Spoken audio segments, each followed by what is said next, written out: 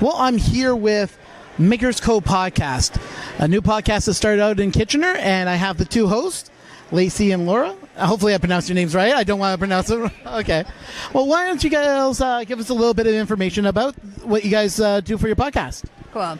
So we have a podcast and we interview creative entrepreneurs. We're starting out in this region because this is where we live and it makes sense. And so we talk to them kind of about their journey and how they've built their businesses and what it's like to be a business owner.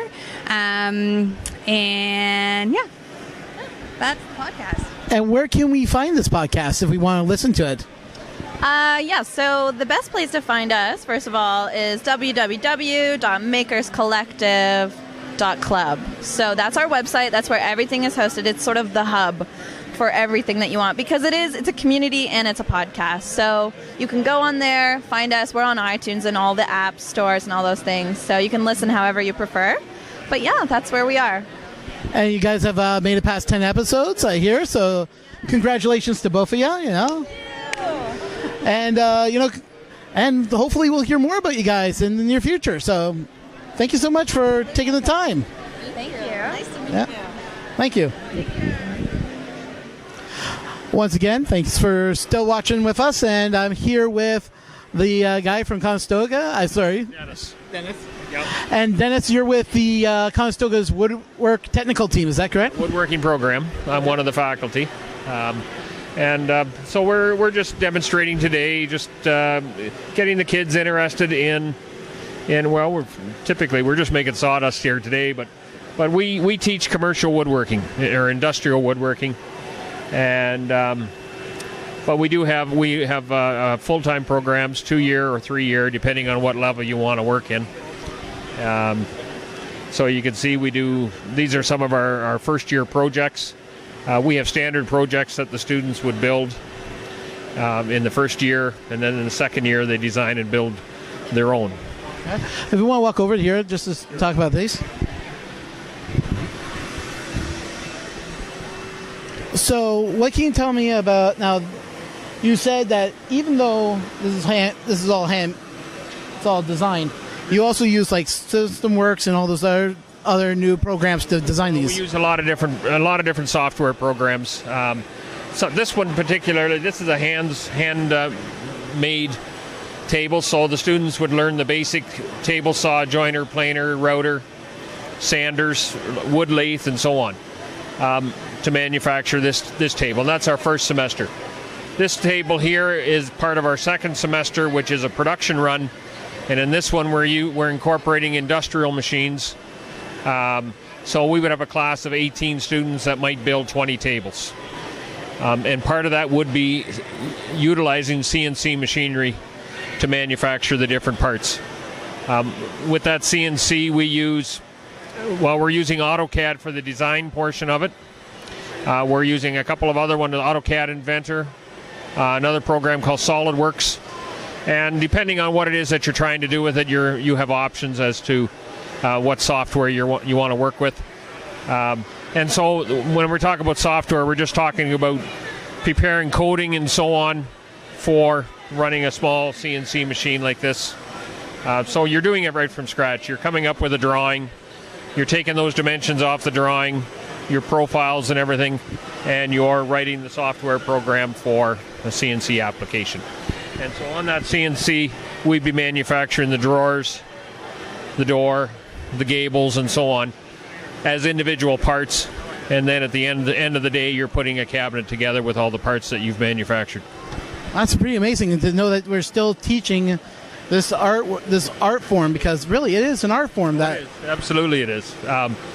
And people do this for a variety of reasons. I've been in woodworking all of my life. I started back when I started in high school. I got introduced to carpentry, and that carpenter handed me some basic tools and give us a small demonstration on how they work, and it kind of piqued my interest. And from there, it led me into taking the woodworking program, and from that, it led me into building furniture. And now I've evolved to the point where I'm back teaching others how to do it. So it's been an interesting cycle.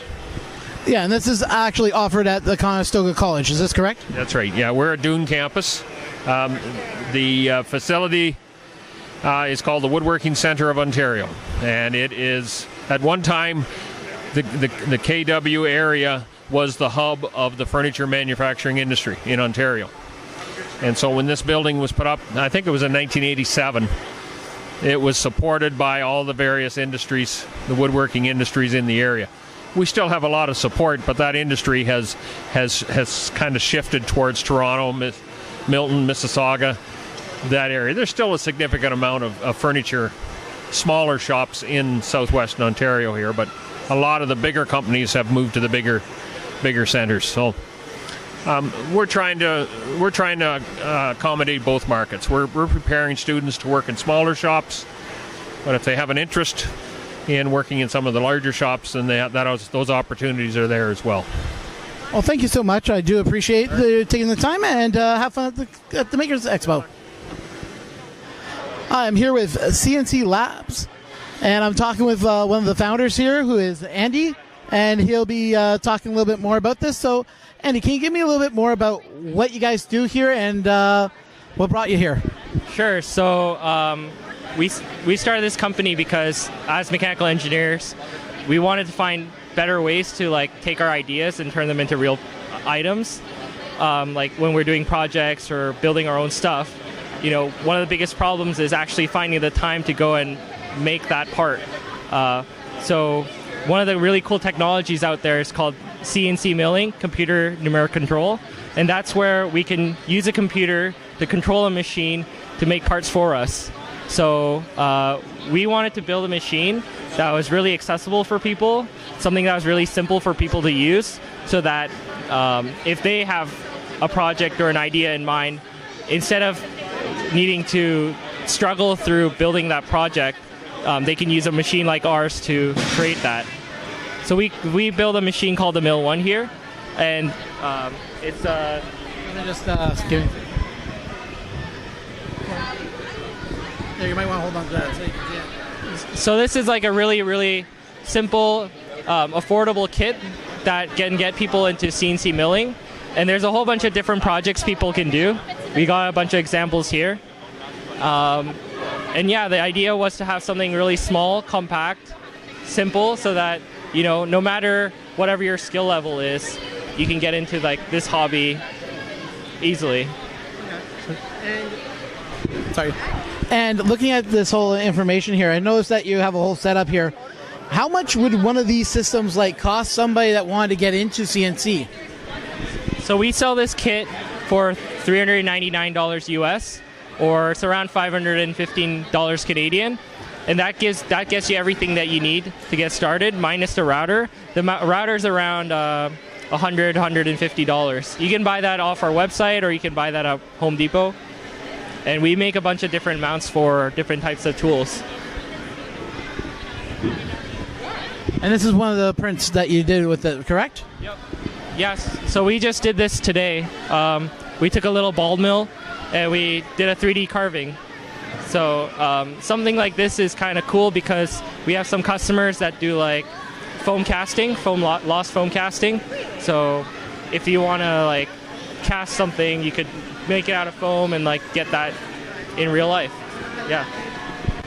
And if someone wanted to know more about your company, where would they have to go to order or to know more about what you guys are producing? So we have a website, www.sienci.com. That's SIENCI. There's a link right there. So yeah, check it out. We also have a promo going on for Maker Expo. So if you use Maker Expo 2018, you can get $20 off. Order more than $60. So yeah. No problem. Well, thank you so much for giving us the time, and all the best to you, and have fun at the expo. You too. Thanks. Bye. Hi, everybody. So I ran into these guys over here, and I'll let this guy introduce himself because he's also a YouTuber and builds all these crazy devices. Name's James, and what's the YouTube channel you work for, and give us a little bit of information. So our YouTube channel is called The Hacksmith, and we take fictional ideas from comics, movies, and video games and try and make real working prototypes as a way to inspire youth into engineering, science, technology, and math. And it seems to work pretty good. So you have like the shield? Yeah. So typically we try and base most of our projects off popular media, blockbusters that are coming out, because it's a very easy way to get in front of a lot more eyeballs that wouldn't normally see engineering stuff. And one of our biggest comments is like I see comments being like, oh, I didn't know engineering was cool. And I'm like, but you can do anything with engineering. So yeah, we've been running the channel for full-time for 2.5 years now. Our team's expanded to 6 full-time, 4 part-time, and we have high school co-op students every term. And we're continually expanding. We're up to 3.2 million subscribers, which actually puts us in the top 30 channels in Canada, which is pretty cool. And we're hoping to expand to a farm property within a year or two, so we have some serious room for doing even bigger projects. Okay, well, wow, okay. Farm property, wow. What about this gun here? Because I've been told that this thing, you guys been showing it off a little bit. So, this is a replica of Elon Musk's Boring Company flamethrower. Basically, when he first shared photos of it on Instagram, I was in my shop with one of my employees, and we're like, that looks like a Nerf gun we have. So then we spent that evening building our own version, and I think it might actually work better than his. I've actually ordered his real one, so when it arrives, we'll be doing a teardown video and a comparison to see whose is better.